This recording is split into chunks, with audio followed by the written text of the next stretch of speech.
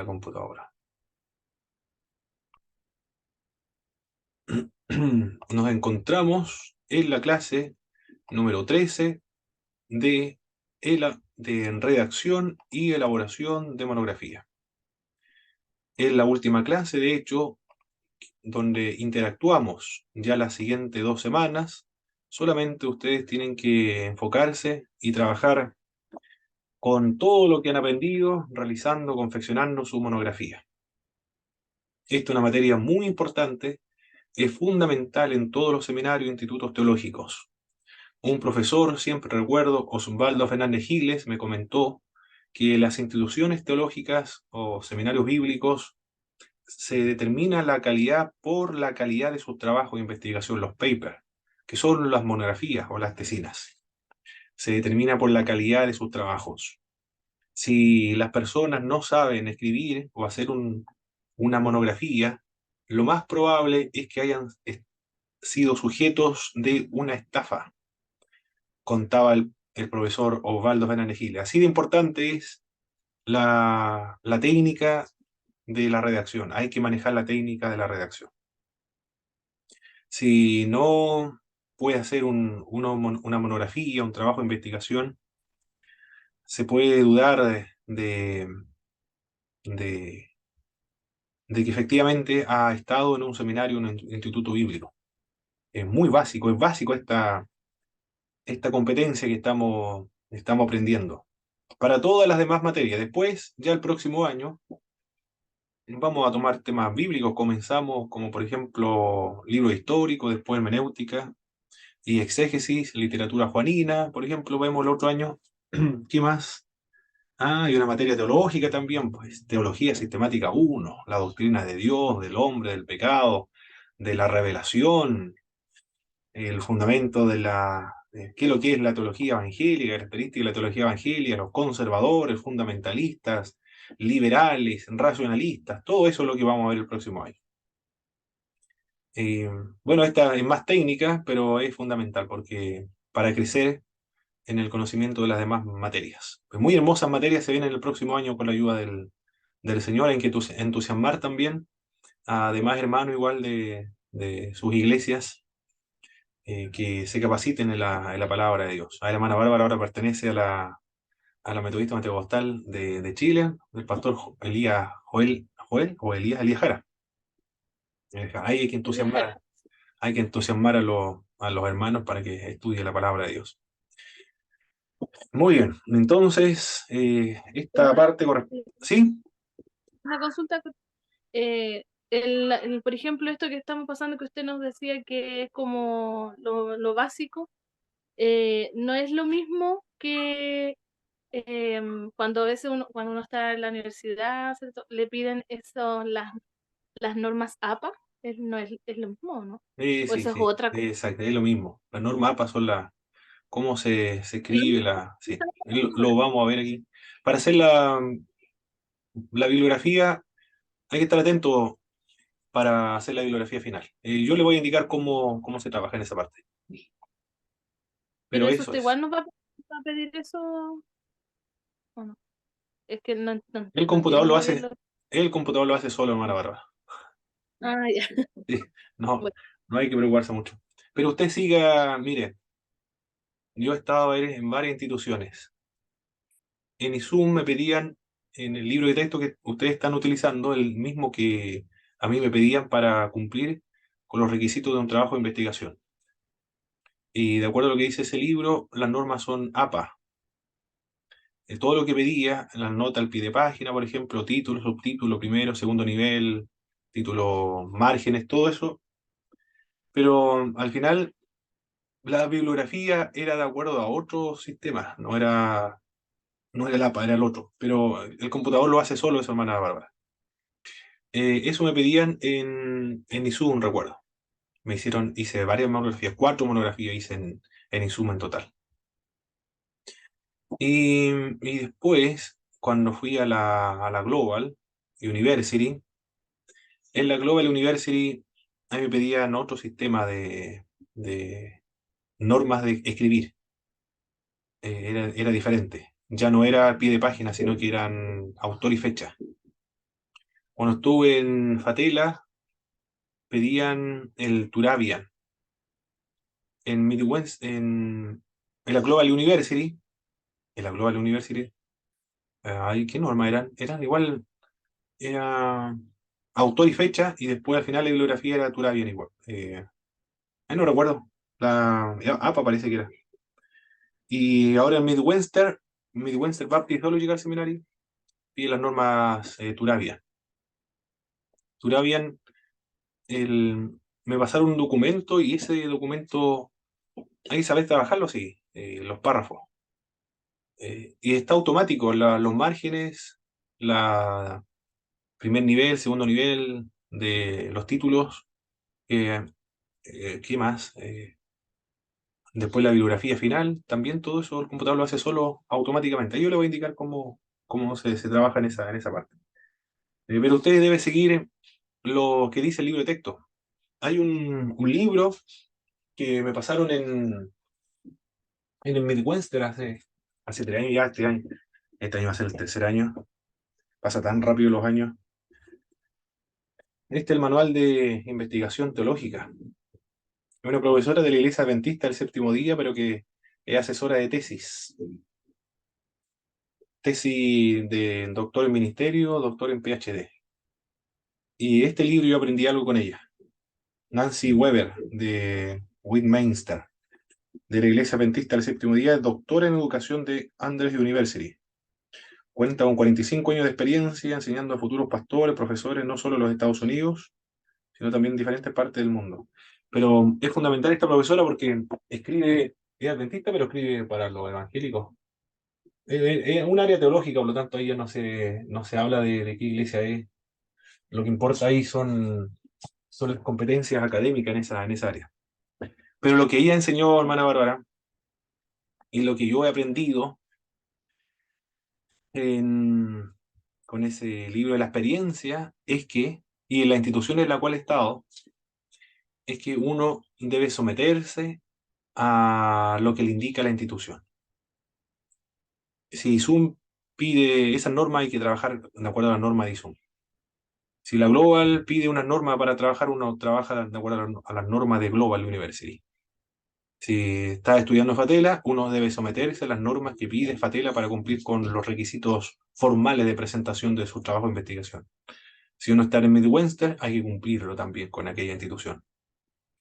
En todas las instituciones que yo he estado, la forma de escribir han sido distintas. No han sido iguales, por eso es que me he tenido que acostumbrar, me acostumbro a una, lo manejo bien y después tengo que pasar a otra institución donde se escribe de manera diferente y se olvida uno, al final queda muy confundido. Pero lo que ella dice, la profesora del libro que le comenté, es que debe someterse uno, el estudiante, a las normas, a las formalidades que establece la institución académica. Y hacer también, cuando lo asesoran las tesis, tienen que los estudiantes someterse o seguir lo que los profesores le dicen.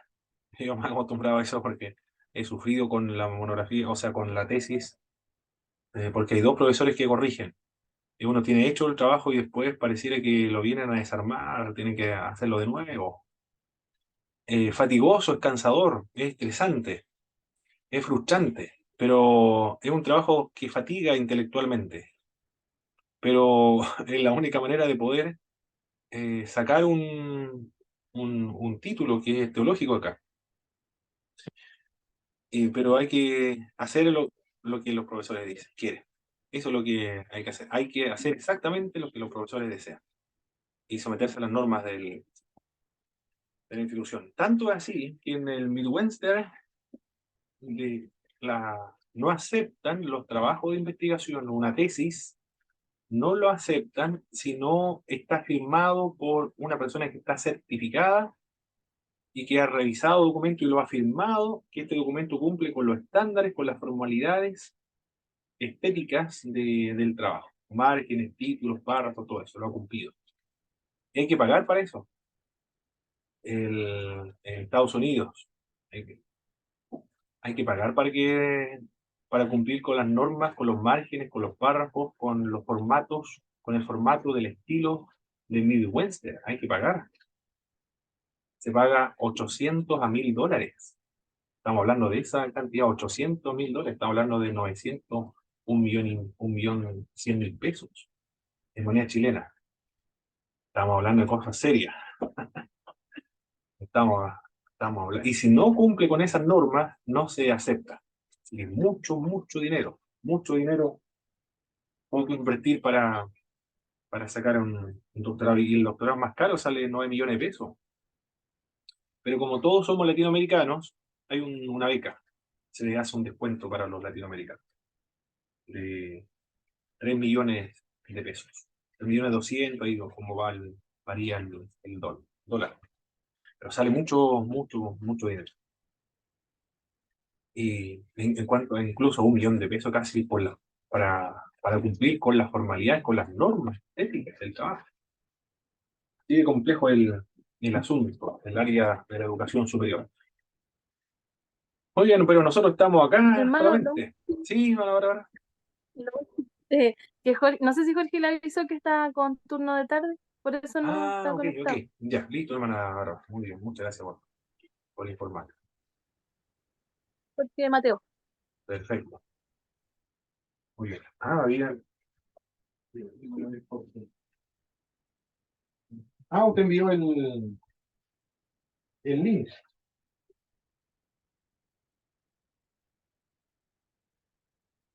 Ah, está muy bien, entonces. Perfecto. Entonces aquí tenemos que, lo primero que se hace es ordenar, analizar e interpretar los datos de lo que nosotros hemos descubierto. Ahora nosotros debemos estar en este proceso de la colección, confección de fichas bibliográficas. Tenemos que estar leyendo y tomando apuntes. Estos apuntes son las fichas bibliográficas. Eso es lo que debemos hacer ahora. Y estas fichas bibliográficas se ordenan en base a nuestro bosquejo. Por eso es importante tener un bosquejo previo. A modo de ejemplo, este es un bosquejo de alguien que quiere trabajar la santidad de Dios en el Antiguo Testamento, la santidad de Dios en el Nuevo Testamento. Y nosotros comenzamos a confeccionar fichas en base a nuestro bosquejo. Por ejemplo, que me vaya arriba. Aquí está. Por ejemplo, la santidad en el Antiguo Testamento, en el Pentateuco. Yo voy a reunir unas 3 fichas bibliográficas en este punto, el Pentateuco. Entonces, en una esquina de mi ficha bibliográfica yo voy a poner santidad en el Pentateuco nada más, la santidad en el Antiguo Testamento. Y en esa esquinita yo voy a tomar un apunte que hable de la santidad de Dios en el Pentateuco. Unas 3, 4 fichas del estudio. Pueden ser parafraseadas o pueden ser directas o textuales. Y después yo voy a investigar sobre la santidad de Dios en los libros históricos. Voy a buscar literatura que hable de la santidad de los libros históricos. Voy a recolectar unas 2, 4, 5 fichas, 5 apuntes de distintos autores que hablen de la santidad en los libros históricos. Y unas 2, 3 fichas que hablen de la santidad en los libros poéticos y 2, 4 fichas en los libros proféticos. En una esquina yo voy a poner libros proféticos. Esa ficha me va a indicar que corresponde a este punto, los libros proféticos. Entonces yo clasifico las fichas de acuerdo a mi bosquejo. Y luego yo veo, de acuerdo a mi bosquejo, cuántas fichas yo tengo del Pentateuco, del libro histórico, libros poéticos, libros proféticos. Y cuando observo, realizo ese procedimiento, me voy a dar cuenta de cuáles puntos yo no tengo información y cuáles puntos tengo suficiente información. Entonces, si supongamos que tengo 5 fichas de la santidad en el Pentateuco, 5 fichas de santidad en libros históricos, 5 fichas de la santidad en libros poéticos, y no tengo ninguna ficha en los libros proféticos, entonces, ¿qué voy a hacer yo? ¿Qué creen ustedes que haría en ese caso?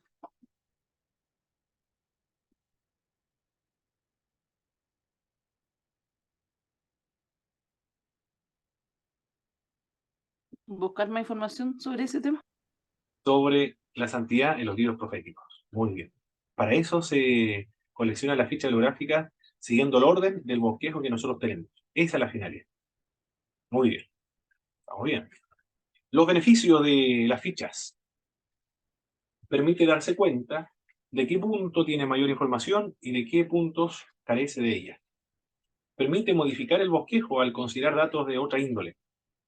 Cuando nosotros investigamos, tenemos nuestro bosquejo previo, pero después nos vamos a dar cuenta de que en realidad santidad de Dios en el Pentateuco, libros históricos, libros poéticos, libros proféticos, no lo amerita. Más bien, amerita solo del Antiguo Testamento, sin especificar si es del Pentateuco, histórico, poético, profético. Porque no logré reunir más de la santidad de los libros poéticos, proféticos, o históricos, Pentateuco. Reuní una en una y dos en otra. Es mejor Antiguo Testamento nada, porque no pude cumplir con cada uno de los puntos. Entonces, ¿qué es lo que hago? Voy a modificar mi bosquejo. El bosquejo, entonces, para que usted tenga en cuenta y lo considere, el bosquejo no es una camisa de fuerza. El bosquejo es una ayuda nada más. No tiene que usted adaptarse a ese bosquejo, sino que el bosquejo debe ser dinámico, puede sufrir modificaciones. Usted lo tiene como una guía nada más, pero que esa guía puede modificarse a medida que usted avance en la investigación. Y después se comienza a hacer el borrador. Hay que trabajar con el borrador. Basándose en la propuesta monográfica, ¿cuándo se envía? Hoy día parece que se envía. Bueno, ahí en el plan de curso está la propuesta monográfica. Es muy sencilla la propuesta monográfica, no es compleja. Y basándose en la propuesta monográfica, escribir la introducción definitiva del trabajo, asegurándose de incluir todos los elementos requeridos. Nosotros ya hemos trabajado la parte de la introducción, ¿verdad? Que indicaba la introducción, qué elementos estaban en la introducción de la monografía. El problema, la justificación, la delimitación, la hipótesis, la metodología o acercamiento, un bosquejo previo de lo que va a trabajar y las fuentes a utilizar. ¿Recuerdan? Esos son los puntos de la introducción. Eso, bueno, es lo mismo, eso debe estar en la propuesta, de hecho, monográfica. La propuesta monográfica tiene esos puntos. Revisar si es necesario, modificar el bosquejo del cuerpo a la luz de las fichas de apunte acumuladas. Recuerde que el bosquejo no es una camisa de fuerza. Usted lo puede modificar, lo puede cambiar. Agrupar las fichas conforme a la nueva y revisada organización del cuerpo. Ordenar las fichas de apunte según el orden que el bosquejo prescribe. Por eso el bosquejo es importante. Ahora sí se está listo para comenzar a armar y escribir el trabajo. Desarrollar los puntos del bosquejo del cuerpo en párrafos. Esto es importante, mis estimadas hermanas. En párrafos. Se debe escribir en párrafos. Alguien, por favor, que me pueda definir lo que es un párrafo. Ya lo hemos visto, pero lo repetimos una y otra vez porque se puede olvidar. ¿Qué es lo que es un párrafo?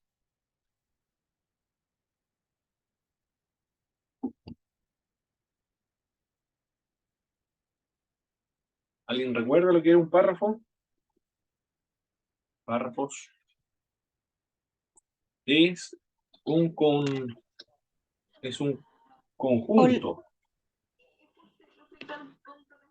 Un conjunto de oraciones que desarrollan una sola idea. Eso es un párrafo, que no se lo olvide nunca. Es un conjunto de oraciones. Conjunto, voy a anotar acá para que no se olvide. De varias oraciones mejor. Conjunto de oración, no, pero se entiende. Conjunto de oraciones. Se entiende que se presupone que son varias oraciones, por eso es un conjunto de oraciones, también está en plural. Un conjunto de oraciones. Si decimos un conjunto de varias oraciones, ya sería redundante ya. Pero eso se entiende que son varias oraciones que desarrollan una sola idea. Un párrafo no es una oración larga. Todavía estoy recibiendo trabajo de oraciones largas. Lo hacen pasar por párrafo, pero siempre ocurre. Todos los años ya estoy acostumbrado ya. No me ocurre nada. Al ver, yo sé que están recién aprendiendo a armar párrafos. El- pero entregan trabajos con oraciones largas y lo hacen pasar como si fuese un párrafo. Te ríe la hermana Priscila. Pero ocurre eso. Son oraciones largas nada más, pero en realidad no es párrafo. El, el- los párrafos son oraciones. Una oración termina en un punto seguido. Tiene que tener varios puntos seguidos entonces. Ah, hermano Jorge Fernández, qué bueno que se. Qué bueno, hermano Jorge se incluyó. Acá, a ver, ¿dónde está? Aquí está, hermano Jorge. Bienvenido, hermano Jorge. Ah, todavía no sé, no me escucha. Bienvenido, hermano Jorge. Dios le bendiga, hermano Pablo, bendiciones. A ver, hermano, ¿está en el trabajo o en su casa, hermano?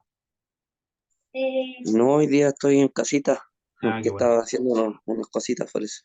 Ah, qué bueno, hermano. Muy bien.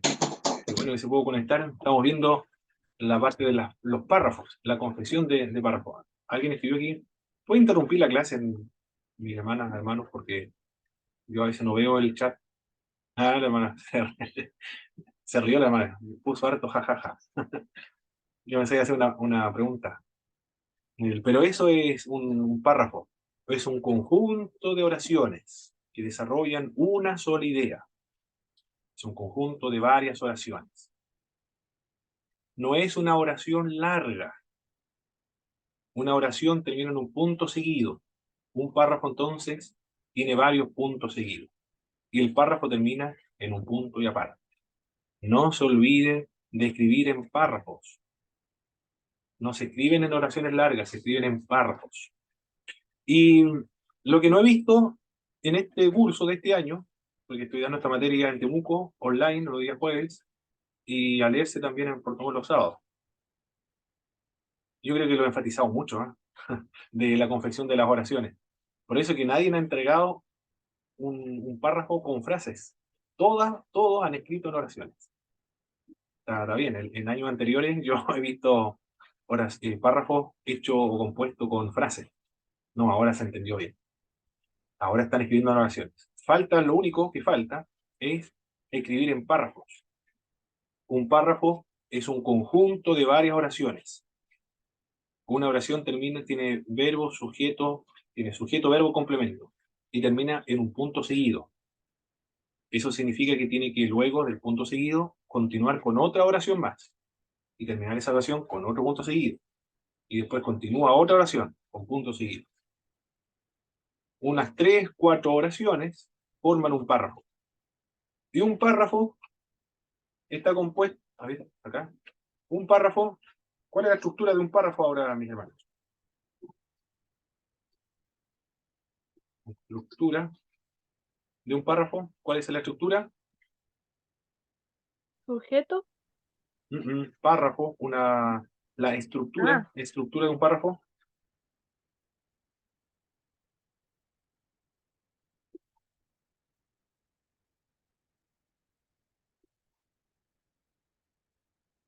Tiene una oración introductoria, Un desarrollo y una conclusión. conjunto de oraciones subsidiarias y una oración de conclusión. Perfecto. Bueno, es lo mismo que dijo la hermana Soledad. Una introducción, desarrollo y conclusión. Es la misma. La misma chicha en diversos vasos nomás. Eso es. O como dicen los otros, el otro dicho, es la misma, el mismo, a ver, ¿cómo es el otro dicho? El mismo plato con diversas moscas o la misma mosca en diversos, la misma, bueno, algo así, de la misma sopa con diversas moscas, o algo, La misma mosca en diversos platos, algo así, pero es lo mismo. Pero observe, un párrafo tiene una oración introductoria, un conjunto de oraciones subsidiarias. Son varias oraciones entonces. Y termina con una oración de conclusión. Por lo tanto, un párrafo no tiene solamente una oración, sino que tiene varias oraciones. Un conjunto de varias oraciones desarrollan un párrafo. Perfecto. Nos vamos entonces a la siguiente. Escriba entonces su monografía, desarrolle los puntos del bosquejo del cuerpo en párrafos. Ahora cuando a usted se le dé un informe de lectura el otro año tenemos, a ver, en teología sistemática hay que entregar informe de lectura. En informe de lectura, o algunas tareas también, algunas tareas de libro histórico, por ejemplo, entre otras tareas que va a tener que desarrollar. Va a haber una pregunta que dice, indique las lecciones espirituales de lo que ha trabajado en esta lección, en este libro. Desarrolle los pensamientos en párrafos. Bueno, ahora ya usted va a saber lo que es un párrafo y va a desarrollar sus lecciones en párrafos. No va a escribir solamente el punto 1 y va a comenzar a hacer una rayita y una frase al lado, sino que va a escribir en párrafos. Tiene que siempre ahora escribir en párrafos. No se olvide escribir en párrafos. Escriba los correos en el correo electrónico, en Gmail, le escriba en párrafos. Cuando escriba en Facebook, escriba en párrafos. Cuando escriba también en WhatsApp, escriba en párrafos. Ahora usted ya tomó redacción, por lo tanto es injustificable que usted no escriba en párrafos. Tiene que escribir en párrafos. Si el pastor de su iglesia le pide un informe de la escuela dominical, de cualquier cosa, Lorca, bueno, cualquier informe que le pidan los pastores de la iglesia o la autoridad de su iglesia, usted escriba en párrafos. Todo escriba en párrafo ahora. Si manda a su esposo a comprar al supermercado y le va a hacer la lista, escríbalo en párrafos. Sueñe con párrafos, que esté obsesionado con los párrafos. Permanentemente usted debe tener la mente de escribir ahora en párrafos. Es muy importante escribir en párrafos. Sigamos. La composición del borrador. Escriba con buena ortografía y gramática. Bueno, aquí el computador hace un trabajo.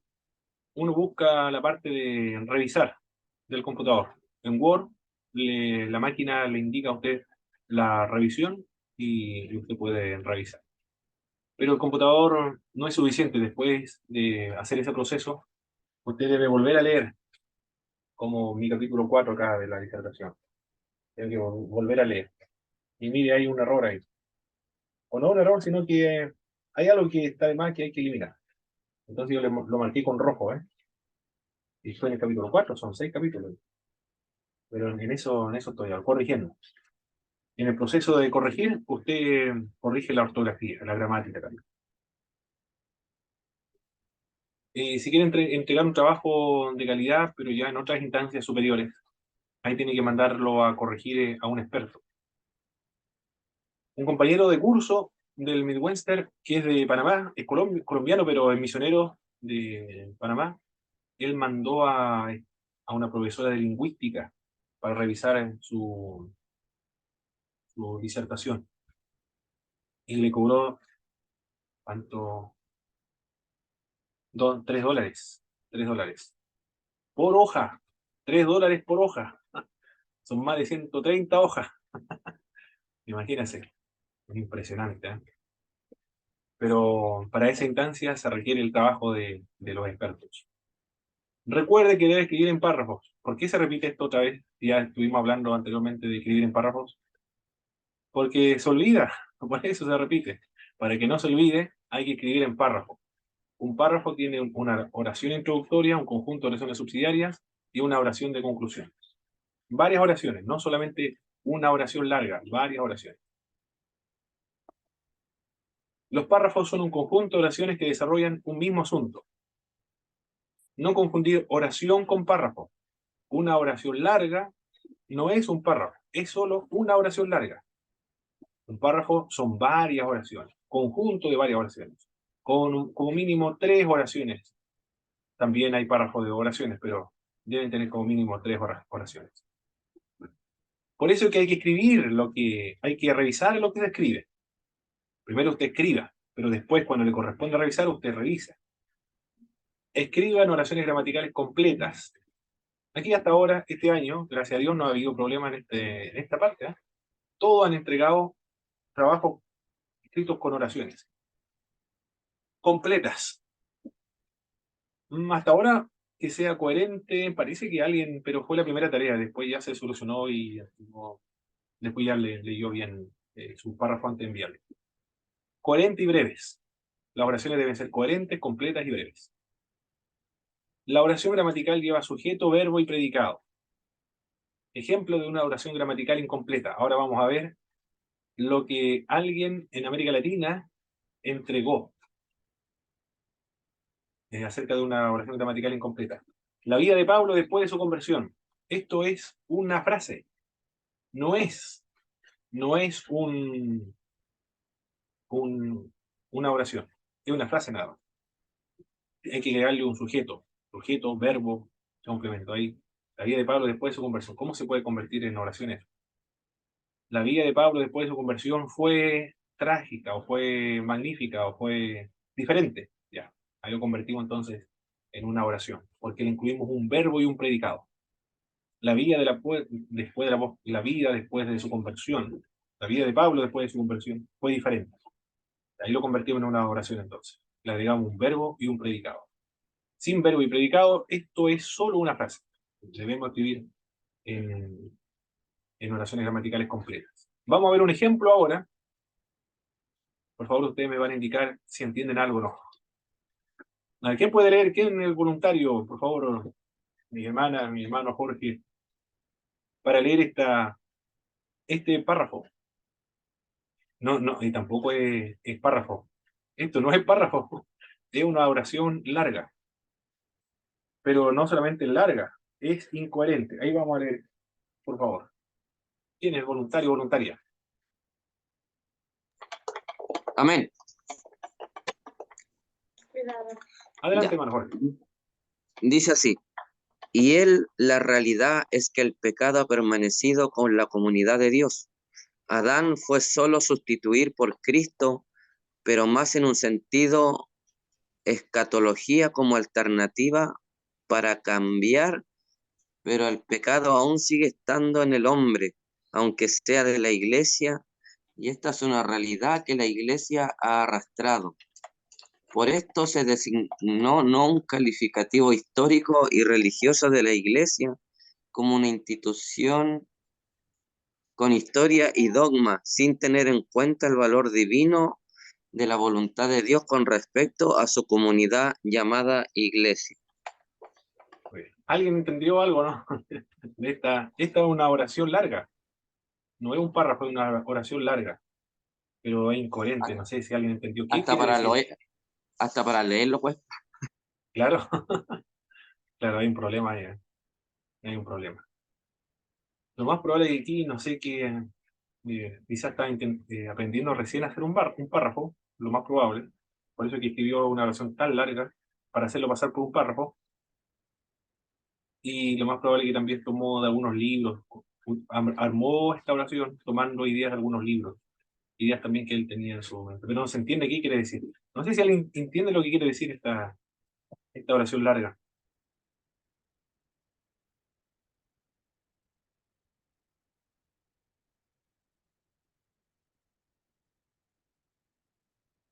Nadie parece que entiende algo. Bien, eso es la incoherencia, cuando no se entiende qué quiere decir. Esa incoherencia. Un párrafo recuerde que la característica de la oración y el párrafo debe ser claro, debe ser sencillo, entendible, coherente, consistente, progresivo, que desarrolla una sola idea.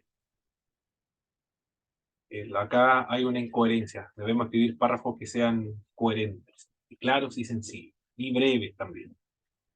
Una oración breve, clara, sencilla, que comunica realmente lo que usted quiere decir, estaría bien. Mira. Esto es lo que no hay que hacer entonces. Un párrafo, pero yo no he visto hasta ahora un párrafo de aquí. Yo creo que la persona que hizo esta oración estaba atrasada para entregar la monografía y era día de noche. Estaba muy cansado después de tan largas horas de trabajo. Se tomó un café con una Coca-Cola. Estaba quedando dormido. Terminó el párrafo y se fue a dormir. O sea, terminó la oración y se fue a dormir hasta el otro día. Y lo envió tal cual como estaba, porque ya no aguantaba el sueño. Y no quería seguir estresándose para el otro día. Y lo envió, tal cual como estaba. Lo envió sin ningún pudor a la institución y así quedó. Pero quedó como ejemplo para que nosotros no cometamos el mismo error. ¿Ah? Pero esto ocurrió de verdad, no es que alguien lo inventó, esto ocurrió de verdad. Es una monografía que alguien entregó a ISUM. Se debe citar una cita textual. ¿Cuándo ya? ¿Qué es lo que es una cita textual, mis hermanas, mi hermano?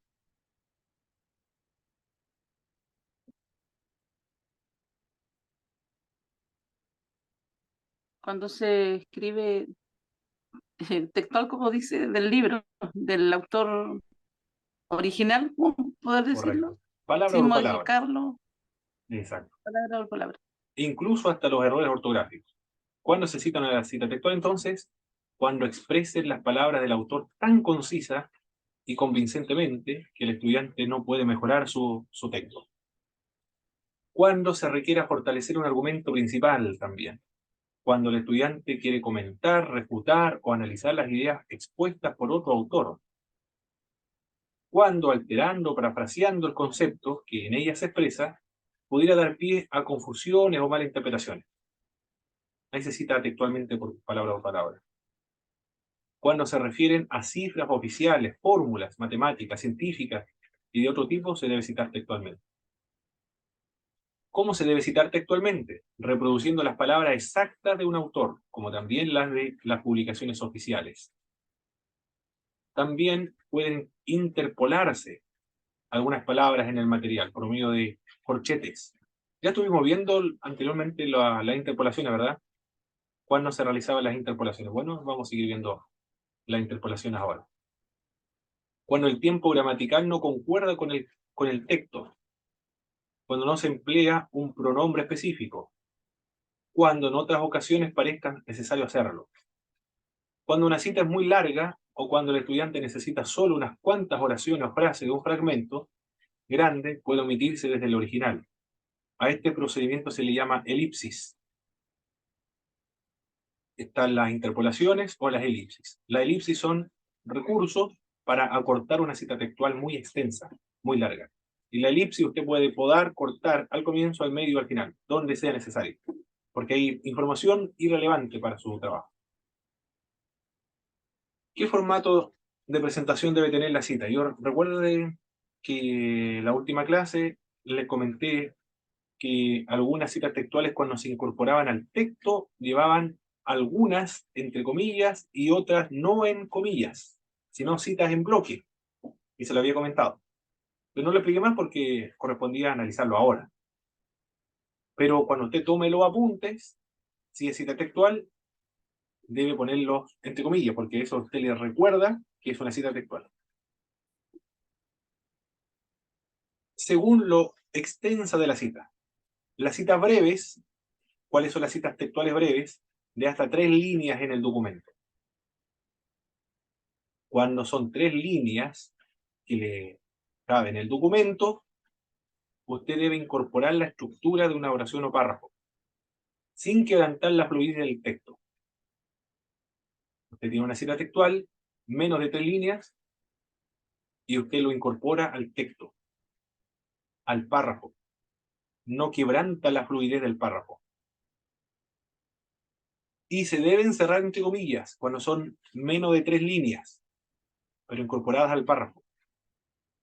Observe el mismo espaciamiento que en el resto del texto, es decir, a doble espacio, porque usted está escribiendo a doble espacio. Y esta cita es 3 líneas, o menos de 3 líneas. Debe incorporarse al texto, la fluidez del texto, entre comillas. y a doble espacio. Por ejemplo, aquí tenemos un ejemplo de una cita textual, menos de 3 líneas. ¿Dónde comienza la cita textual? Aquí comienza la cita textual. Yo sé que comienza porque hay un entre comillas. Está a doble espacio, observe, está a doble espacio.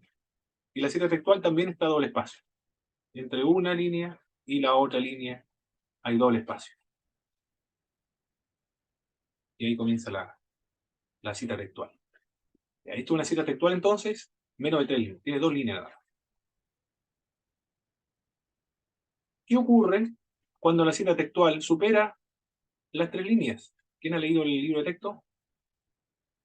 ¿Qué ocurre cuando supera las 3 líneas? ¿Qué se debe hacer ahí?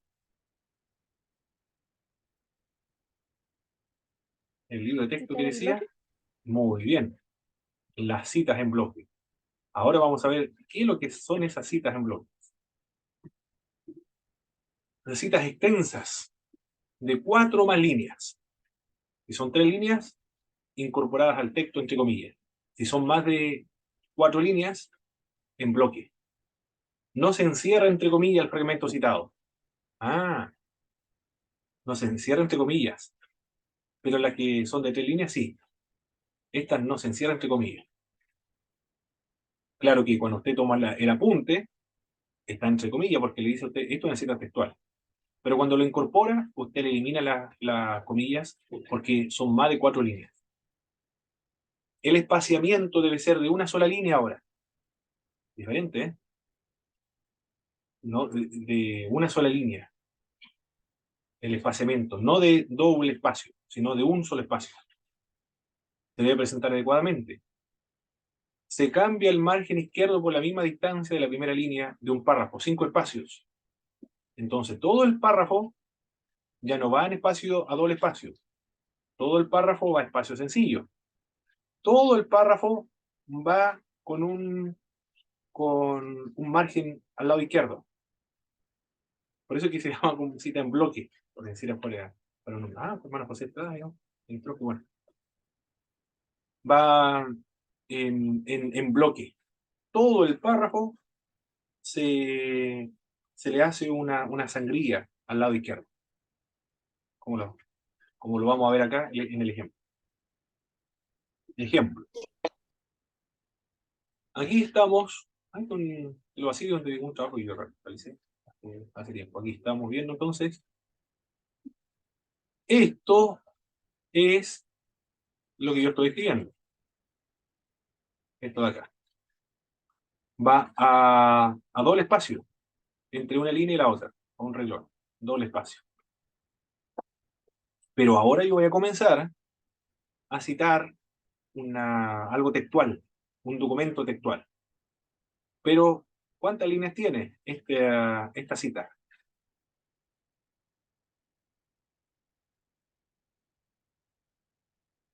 ¿Cuántos renglones, cuántas líneas tiene esta cita? 4.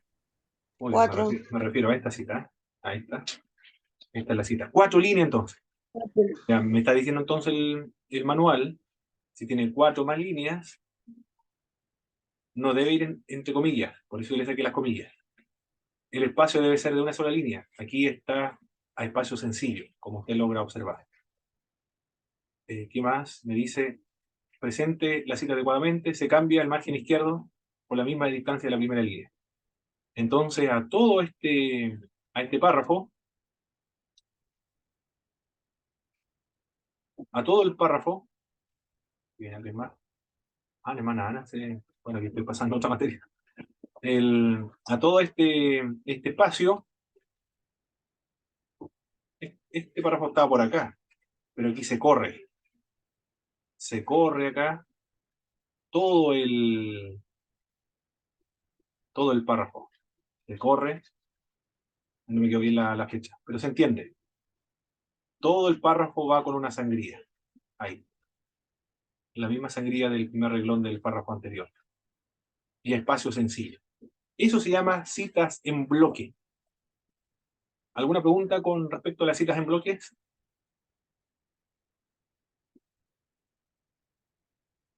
Está claro, ¿verdad?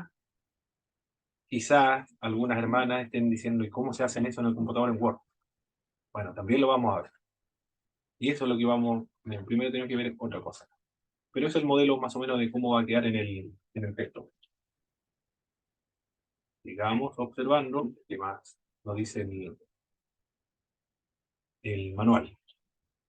Otro ejemplo, cuando se hace uso de una elipsis dentro de la cita. ¿Qué es lo que era la elipsis, mis hermanas, hermanos?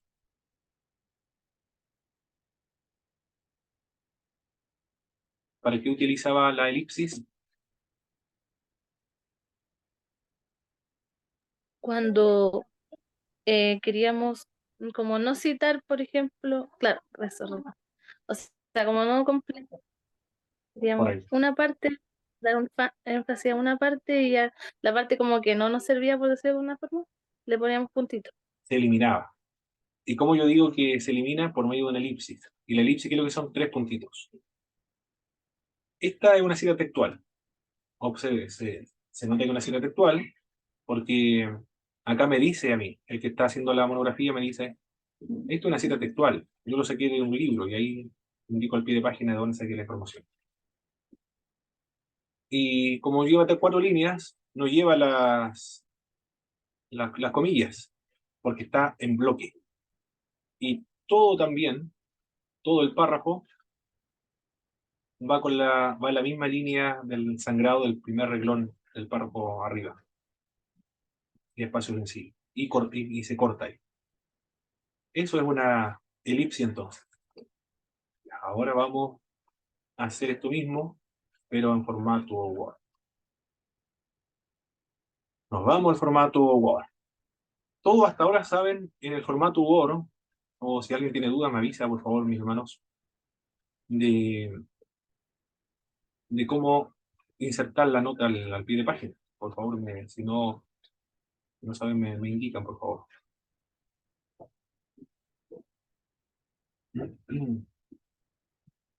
Aquí voy a buscar un banco de fichas bibliográficas para hacer lo mismo que trabajamos la vez pasada. Aquí está. Banco de fichas bibliográficas.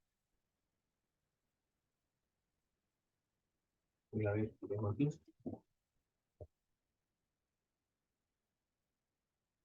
Ahora vamos a trabajar en Word entonces. Y los que no sepan bien trabajar en Word, toman un lápiz y un cuaderno y van a anotar todo el procedimiento, los pasos que vamos a dar para hacer nuestros trabajos. Ya, ahorita vamos a trabajar.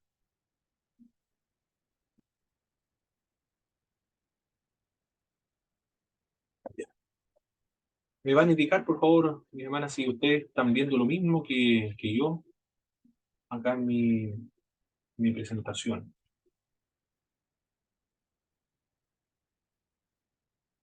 ¿Qué están viendo en su pantalla, mi hermana, mi hermano?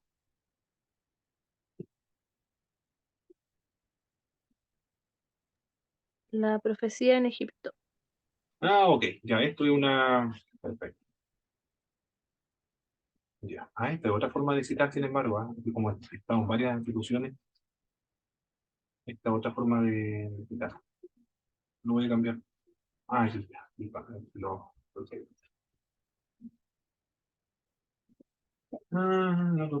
Acá, en esta parte. Estas son bancos de fichas bibliográficas. Ya, esto es una cita. ¿Qué cita creen que es esta, mis hermanos? Esta de acá. ¿Qué tipo de cita es?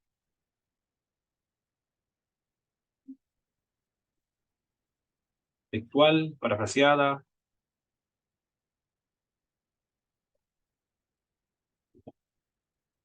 ¿Qué cita podría ser esa? Para, parafraseada. Parafraseada. Muy bien. Porque no lleva las comillas. Perfecto. Entonces yo Y, copio acá, copio y me voy a armar mi ah, documento. Yo quería armar un documento acá, pero no pude. Ya voy a abrir otro entonces, otro formato Word. Aquí me voy a buscar el Word. ¿Dónde estoy? Aquí estoy. Entonces aquí se supone que yo voy a comenzar a redactar ya mi documento, mi monografía. Ya, este se supone que es mi monografía. Hay que ir. Monografía. Monografía. Profeta de Israel, por ejemplo. Profeta de Israel. Yo copio mi cita acá, lo pego. Muy bien, ahí está. Se consultaban los oráculos por diversas razones. Entre ellas podemos mencionar para la elección de un jefe o monarca, la guerra, salud, enfermedad, otras desgracias, la connotación, otras circunstancias. Se consultaban los oráculos por libertad. Aquí yo tengo que hacerlo coherente el párrafo para que tenga fluidez. Entonces yo puedo anotar acá las, las culturas antiguas, las culturas antiguas, digan, consultaban los oráculos por diversas razones. Ya, ahí lo hago más fluido. Las culturas, aquí botón derecho, lo voy a hacer más largo, más grande esta. Recuerde de qué letra tengo que escribir en Tiny New Roman, ¿verdad? Entonces yo me voy acá. Aquí estoy asumiendo de que nadie sabe cómo se trabaja en el Word. Aunque varios saben, pero supongamos que nadie sabe. Aquí me voy entonces yo a buscar tipo de fuente. Tiny New Roman. Hago clic y ahí lo cambia la letra a Tiny New Roman. Pero el tamaño debe ser 12. Entonces me voy al lado, tamaño, y pongo número 12. Y si hay un error, por ejemplo, acá me está indicando que hay un problema, aprieto botón derecho del mouse y hago clic donde me corrige. Antiguos consultados, las culturas antiguas consultadas. Yo ahora quiero citar al pie de página, quiero indicar que esta cita corresponde a un autor. Y yo quiero anotar el autor al pie de página. ¿Dónde tengo que irme? Pongo el mouse, el pulsador ahí primero, al final del punto. Luego, ¿dónde tengo que irme?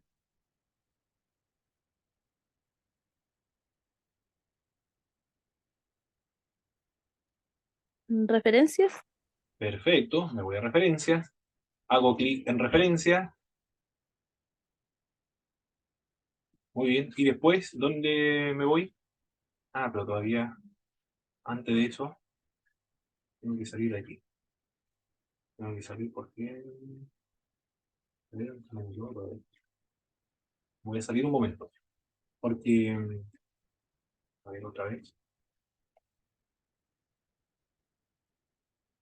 Salí, pero no sé por qué salí. Tengo que ir a la fuente. Ya. La fuente es esta, José Luis Sique. Copio. Y ahora me vuelvo al documento donde estoy escribiendo. Ya. La hermana Bárbara dijo, pongo el pulsador al final de la cita. Me voy a referencia. Luego anoto insertar al pie de página. Hago clic en insertar al pie de página. Y me deriva al pie de página. Y como ya tengo copiado la cita, la fuente donde extraje la información, botón derecho y pego. Pego la fuente. Siempre esta línea va con un sangrado. Tiene que ir ahí. José Luis Sicre, que es el nombre, coma, el título del libro, un punto, y luego, entre paréntesis, las siglas LEA. ¿Qué significa las siglas LEA? La que van entre paréntesis. ¿Cuál es el significado de las siglas LEA?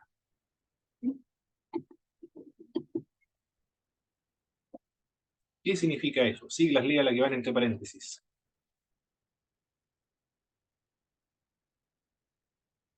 ¿Alguien recuerda lo que significaba? ¿Lugar? Años. La L es el lugar, entonces este libro es de Navarra, y lo que no se olvide nunca, por favor, mis hermanos, que no se lo olvide, después del lugar vienen los dos puntos. Navarra es el lugar. Después de la L, la E. ¿Qué significa la E? Editorial. La editorial acá es verbo divino. Muy bien. hay un punto, hay una coma, y después viene la A. Baño. Excelente. Cierra paréntesis. Después viene una coma y vienen unos números. ¿Qué números son estos? Aquí corresponde. La página. Excelente, muy bien. Están, pero extraordinarios ustedes, mis hermanas. Ya saben de qué estamos hablando. Estamos hablando todo el mismo lenguaje entonces. Eso es lo que debe hacer entonces. Es el procedimiento que usted debe emplear.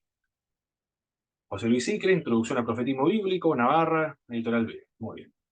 Ahora nos vamos entonces. Vamos a tratar de buscar una ficha textual por acá. Voy a ver si encuentro una cita textual. A ver, ¿dónde hay una cita textual? Parece que no hay ninguna. Vamos a inventar entonces una cita textual. ¿Cuál puede ser? ¿Qué cita textual podemos que sean? Voy a buscar otro documento por acá, ¿ven? Esto era Introducción a los Profetas. Voy a buscar religiones mundiales, a ver. Religiones mundiales. Ficha bibliográfica, religiones mundiales. Voy a ver si encuentro una ficha textual por ahí. Pero ahí tengo un problema que cité de otro modo. Voy a descartar esto. Vamos a buscar otro. Quizá aquí introducción bíblica, como no también esto, puede ser. Vamos a buscar introducción a no textual. Una cita textual de no buscar. ¿Dónde hay una cita textual? Y esto por aquí, si lo eliminar.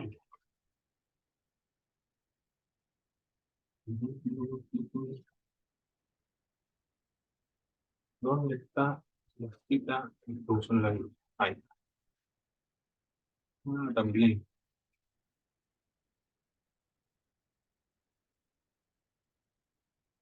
Ya voy a buscar otra cita, esta tampoco me sirve. Vamos a borrar. La introducción a la Biblia, introducción bíblica, parece.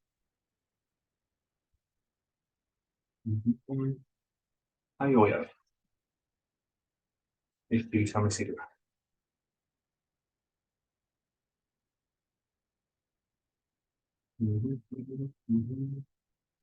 Ya, aquí tengo entonces, perfecto, este me sirve. Ya, supongamos, una suposición que esta es una cita textual. Yo me voy a la copio, ahí tengo todos los datos bibliográficos y me voy a mi monografía, donde estaba escribiendo yo aquí. Me voy a la monografía y anoto acá. Anoto mi fuente,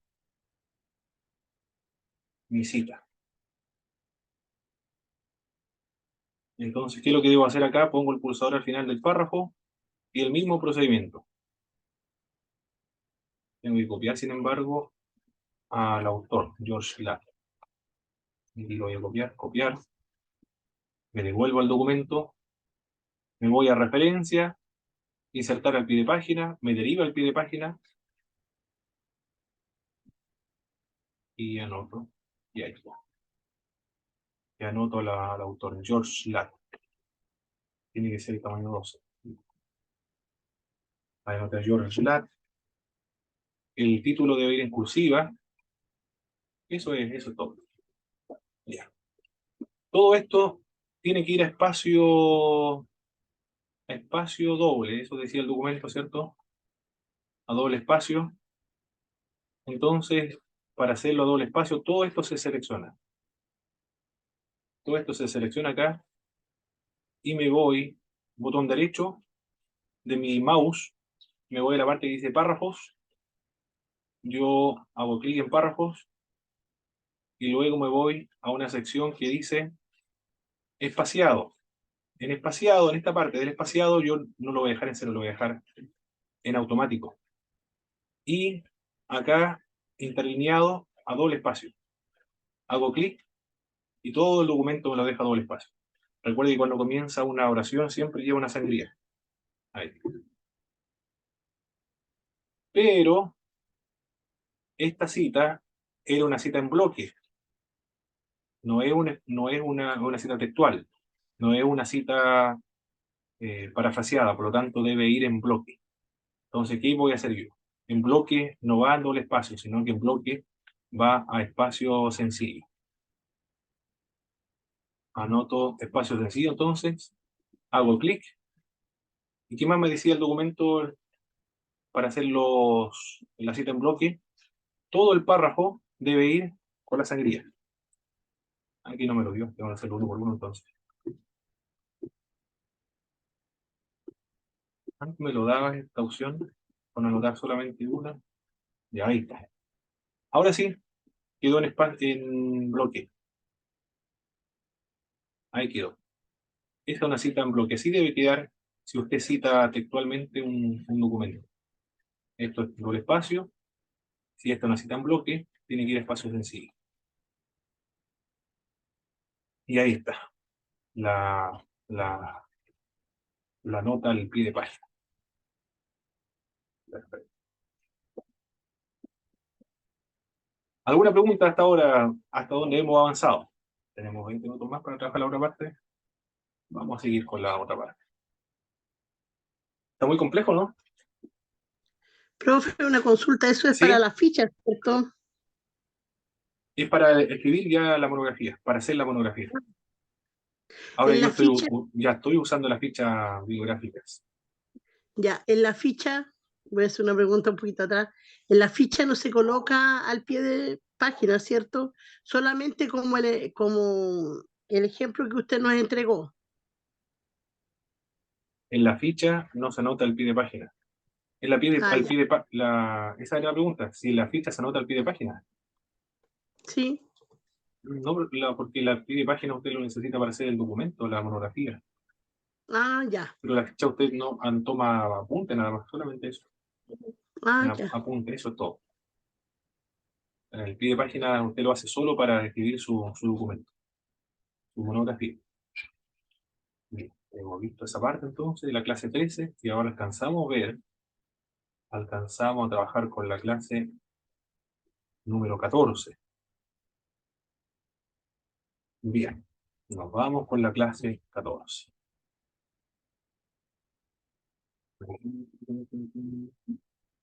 Volvamos, vamos a trabajar.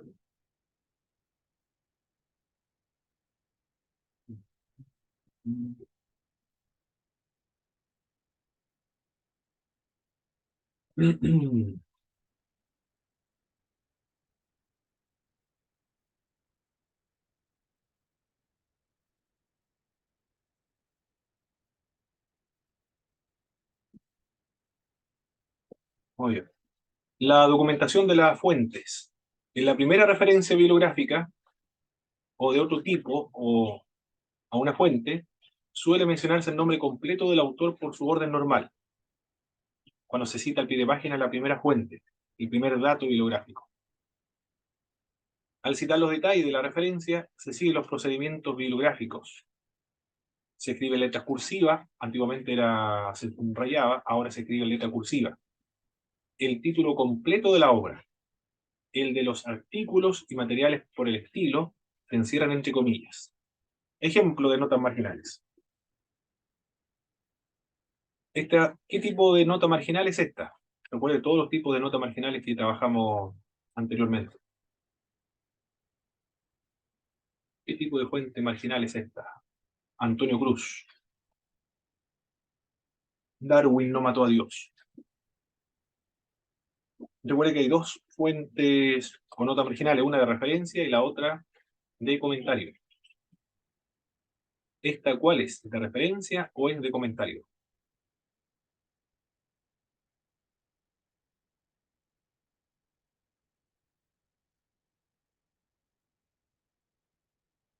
¿Cuál podría ser? ¿Esta fuente o esta nota al pie de página? De comentario es cuando se comenta lo que se escribió en el documento, y de referencia cuando se registra los datos bibliográficos de un libro. Aquí entonces estaríamos frente a una nota marginal de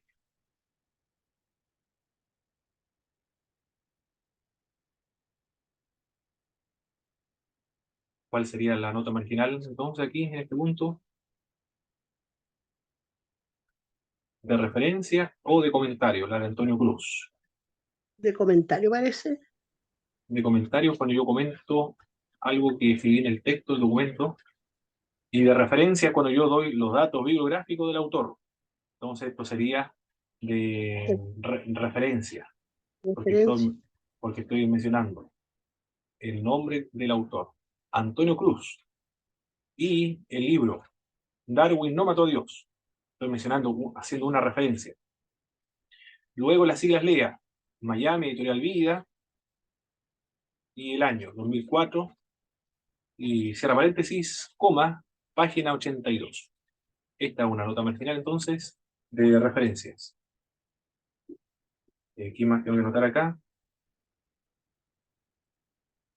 Luego, en la segunda nota marginal de referencia, otro autor, Francisco La Cueva, curso práctico de teología bíblica, y entre paréntesis las siglas LEA, lugar, editorial, año. Cierro paréntesis, una coma, página 114-115. Después de haber hecho la primera línea o cita completa de una nota marginal, no es necesario repetir en las siguientes el nombre del autor, el del editor. La primera nota sobre la obra deberá ser completa, pero todas las notas subsiguientes se presentan en forma abreviada, con solo el apellido del autor y el número de la página. Si hay dos o más notas a pie de página consecutivas que se refieren a la misma obra, se identifica con la palabra o la escritura ibit, del latín, que significa lo mismo, y el número de página en cuestión. Si la cita es tomada de esta obra y página, solo se escribe ibit. Por ejemplo, la primera nota marginal de referencia, yo escribo Guillermo Luna, hacia una administración eficaz, Miami, Editorial Betania, 1981, páginas 63-67. Y si yo escribo IBIT abajo y la página 99, quiero decir con eso que yo estoy citando al mismo autor, a Guillermo Luna, del mismo libro, hacia una administración eficaz. La misma obra, la misma editorial, el mismo año. Sin embargo, aquí estoy citando otra página, la página 99. Eso es lo que significa este signo acá, IBI. Hay lo mismo, el mismo autor, el mismo libro, el mismo año, pero en una página diferente, la página 99. Y después yo anoto IBI de acá. ¿Qué quise decir ahora? Si yo cité a Guillermo Luna, de este libro, Hacia una administración eficaz, abajo yo cité el mismo libro, pero de la página 99. Y ahora yo anoto solamente IBIT. ¿Qué significa eso? Ese IBIT. Ahora yo omití la página. ¿Qué podría significar? ¿Que es la misma página anterior? La página. Exactamente. La misma página. Muy bien. Perfecto. Bien, están comprendiendo elementos muy técnicos. Excelente. Esa es la idea. Excelente. Ahora, Robert Strontat, La teología carismática de Lucas. Entre paréntesis, las siglas LEA, lugar editorial, año. La página 17. La segunda nota marginal de referencia va a ser otro autor, Merrill Tenney, Nuestro Nuevo Testamento.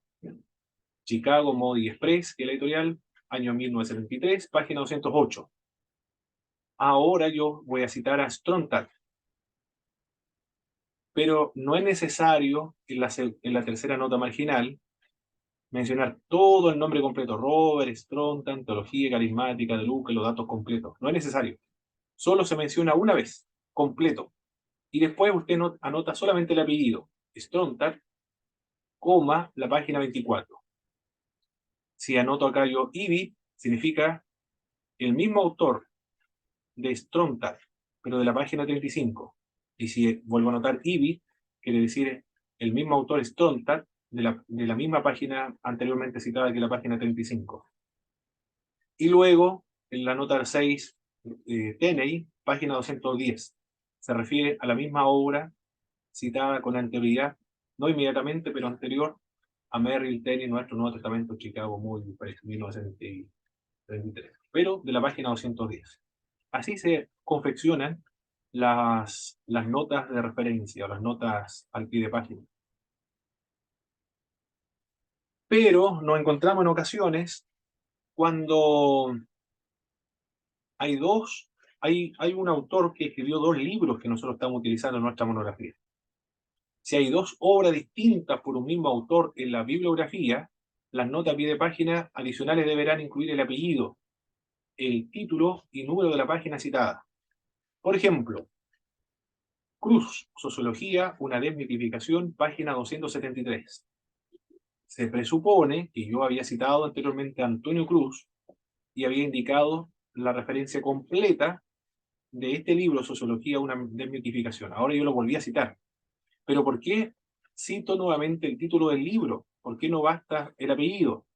Porque después yo tengo otro libro anteriormente que hablaba acerca de la ciencia encuentra a Dios, del mismo autor Antonio Cruz. Por eso yo tengo que aludir a cuál libro de Antonio Cruz me estoy refiriendo ahora. A Sociología de una desmitificación o La ciencia encuentra a Dios. Es el procedimiento que se hace cuando utilizo a un autor que ha escrito 3 o 4 libros y que yo lo he incluido dentro de mi trabajo. ¿Qué más tenemos que ver acá? Quiero verla ahora, no quiero pasarme. 22. Lo vamos a dejar hasta aquí. Mientras tanto, vamos a reposar un momento, a descansar un poco las neuronas antes de que se nos atrofie. Y descansamos media hora y después vamos a